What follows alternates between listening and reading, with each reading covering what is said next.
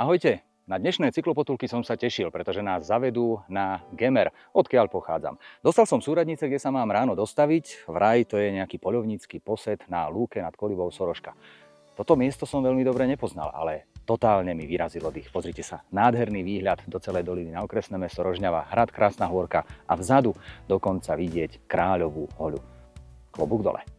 Známy horský prechod Soroška je vstupnou bránou na Gemer od východu. Taktiež vytvára východnú hranicu pred najväčšou z planín slovenského krasu, Silickou planinou. Mirka z Košice Region Turizmu zveru vie vybrať miesto na stretnutie. Gemer je tiež vlastne taká tá tvoja najzápadnejšia súčasť, respektíve toho regiónu, ktorý máš na starosti. Dá sa určite povedať, že áno, ale aktuálne sa nachádzame práve na východnej hranici Gemera. Sme v blízkosti horského prechodu Soroška, ktorý je taký známy. A v podstate vás chcem privítať opäť raz. Veľmi sa teším. Tento nádherný región je bohatý aj na históriu a na bohaté kultúrne tradície, ktoré sa tak spájajú so zlatými železnými časmi, kedy bol región na takom vrchole modernej industrializácie. No a tá minulosť a súčasnosť sa tak krásne spája a myslím si, že nás čaká krásny deň, kde budeme objavovať takúto akúsi pomyselnú mýtickú krajinu. Takže ja vás vítam a teda verím, že si to spolu užijeme. Na Silickej planine upúta turistov množstvo krasových javov, je posiata veľkým množstvom závrtov rôznej veľkosti a hĺbky. Najväčším turistickým lákadlom Silickej planiny sú jeho jaskyne a priepasti. Celkovo tu bolo zatiaľ nájdených 17 jaskýň a 14 priepastí. Národný park Slovenský kras je naozaj jedinečným územím, ktoré v celej strednej Európe v podstate nemá obdobu.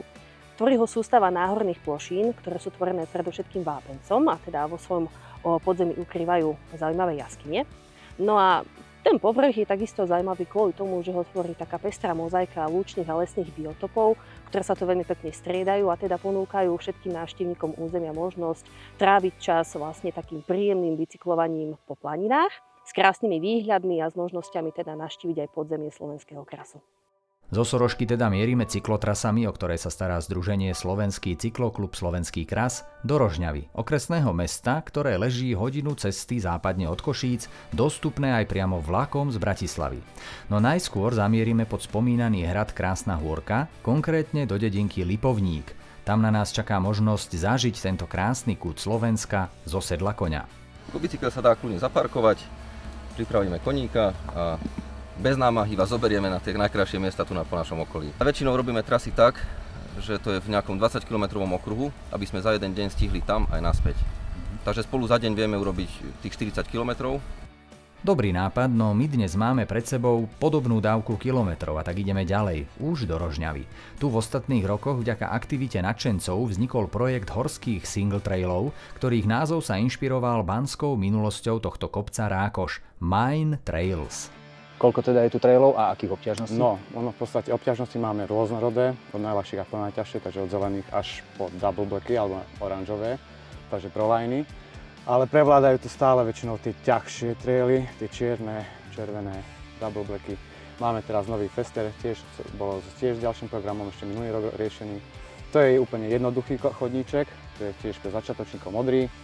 No a teraz budeme mať ďalší modrý, ale flow trail. Kedy a ako začať s trailami? Čím skôr. Ako jazdec? Čím skôr. Určite čím skôr a čím viac sedíte na bicykli, tak sa to viac vypláca. A keď sem človek príde len tak neznalý tohto prostredia, možno aj bez bicykla, čo sa tu mu dá ponúknuť? Pre ľudí, ktorí v podstate chcú sem prísť a zažiť nejaký cykloturizmus, teraz máme takú novinku. Máme e-bike rental, teda požičovňu elektrobicyklov, ale extra špeciálna službička k tomu je guiding, teda sprievodca. Človek si objedná sprievodcu, požičia si elektrobicykel a sprievodca ho zoberie. Je to teraz tak rozdelené, že máme svetové strany, čiže človek si samozrejme aj podľa obťažnosti, aký je biker, môže vybrať, či chce ísť jazdiť napríklad Mine Trails, kde sme teraz, alebo sa chce ísť povoziť do krasu, teda Planinky, Plešivecká, Silická, Volovské vrchy, takisto s krásnymi panorámami a takisto aj Turecká, takže je tu na výber niečo takéto, proste guiding aj s elektrobicyklami. Na Gemeri nesmieme minúť vari najväčší klenot, kaštieľ Betliar. Dnes vynecháme bohatú a unikátnu expozíciu a zamierime rovno do parku. Park pri Betliarskom kaštieli je najväčším historickým prírodno-krajinárskym parkom na Slovensku. V roku 1978 bol zapísaný do zoznamu svetových historických záhrad a tvorí rozlohou úžasných 81 hektárov. Súčasťou parku nie sú iba vzácne druhy stromov, ale i vodné plochy, taktiež chodníky a historické stavby, ktoré spolu s kaštieľom vytvárajú ladný a jednotný celok. V parku sú krásne zachované práve tie drobné architektúry z 19. storočia, také tie typické ako čínsky pavilón, slobodomurársky pavilón, ten nie je typický, samozrejme, to je taká výnimka grófska nášho Leopolda.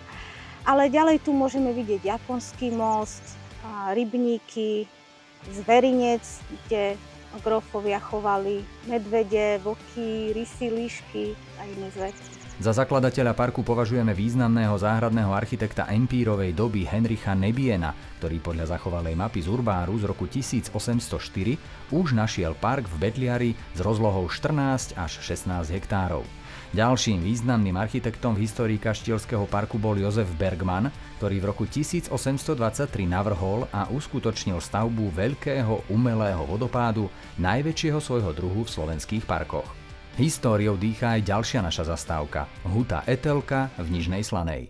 Huta Etelka bola postavená ako posledná vysoká päť okolo rieky Slanej. V roku 1867 ju dal postaviť jeden z členov rodu Andráši, konkrétne Emanuel Andráši, prezývaný ako aj Železný grof, ktorý vlastne podnikal hlavne v baníctve, ťažbe nerastných surovín a ich úprave.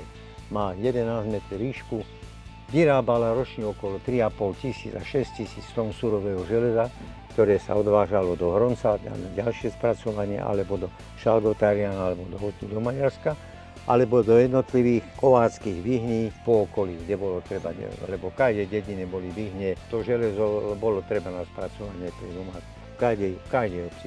Dnes tento skvost chátra, no vízia je dostať Etelku do stavu z roku 1910. Má byť súčasťou projektu Železná cesta Slovenska. Naša cesta vedie od železa k ľadu, konkrétne do Vlachova, kde sme sa najprv zastavili v obecnom dome kultúry a odtiaľ nás zaviedli k unikátnej stavbe z čias grófa Andrášiho. Ľadovňa je vlastne jaskyňa, do ktorej sa v zimných mesiacoch ukladal ľad nasekaný v blízkych rybníkoch. Ten sa aj počas leta v chlade uzavretého tmavého jaskinného priestoru udržal a z ľadovne robil vlastne chladničku. Pred vstupom do ľadovne kedysi stáli 4 sochy, ktoré zobrazovali sfingy. Zámerom staviteľa Vlachovskej ľadovne bolo, aby vyzerala ako egyptská hrobka. Tento objekt slúžil na uskladňovanie ľadu, alebo teda počas tých známych polovačiek Andrášiovcov práve sem nosili jedlo, alebo teda mäso tých zvierat a vďaka tomu, že tu bol navozený ľad v zime, tak to mäso vydržalo čerstvé dlhý čas. Pokračujeme ďalej do Rejdovej. V extraviláne tejto rázovitej obce vybudovali chodník v celkovej dĺžke 3 km, dostupný pre peších turistov i cykloturistov. Súčasťou zážitkového chodníka sú napríklad chodník medzi stromami, drevené šlapáky, lezecká stena, ohrádky s domácimi zvieratami či takáto hojdačka s výhľadom. Nejaká tá prvá myšlienka vznikla v hlave nášho rodáka, pána inžiniera Kračuna, ktorý vymyslel proste takúto nejakú aktivitu a obec sa ju snažila zrealizovať. Náš zážitkový chodník má celkovo 11 stanovíšť, kde naši návštevníci môžu pozrieť chov hospodárskych zvierat, môžu sa pohojdať na nadrozmernej hojdačke, pošmýkať na nadrozmernej šmýkačke a rôzne iné zaujímavé atrakcie. Blížime sa k záveru, konkrétne k vodnej nádrži Palcmanská maša, ktorú však na Slovensku poznáme aj pod názvom Dedinky.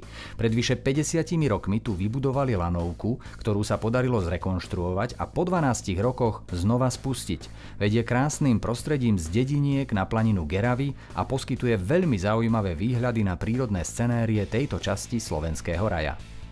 Konečne sa naozaj podarilo túto jednosedačkovú lanovku vlastne spustiť do prevádzky minulý rok v auguste a my si to naozaj veľmi vážime, a teda nie len my, lebo to nebolo pre nás, ale pre tých návštevníkov. Tak to boli dnešné cyklopotulky na Gemeri.